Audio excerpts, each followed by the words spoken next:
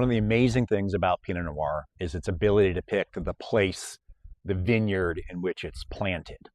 Now, as winemakers, if we want to showcase the terroir, we have to be very careful about minimizing inputs, because every time you handle or manipulate Pinot Noir, it becomes more generic, less interesting, less site-specific. So it's one of the reasons that we dry farm. We don't irrigate, we don't add any water, we don't spray herbicides or pesticides. We want all that native flora and fauna. We don't want a monoculture in the vineyard. It's why we hand harvest and we hand sort. We let the yeasts that are natively on the grapes ferment Pinot Noir versus buying a store-bought cultured yeast. It's easier, it's more predictable, but it's less interesting and it's more generic.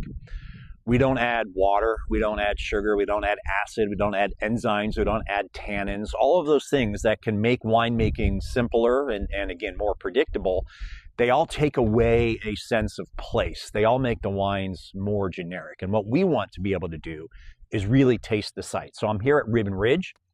This is our warmest site, even though it's a cold morning here. It's our warmest site. It has very sandy soils, marine sediments that go very deep. They're about 40 million years old because this vineyard used to be under the Pacific Ocean.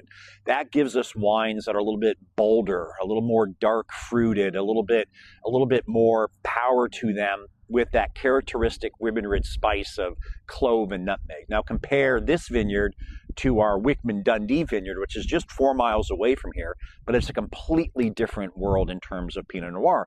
It's all volcanic soil. It's a higher elevation. It gives us wines that are more elegant, beautiful, very pretty wines with lots of nuance.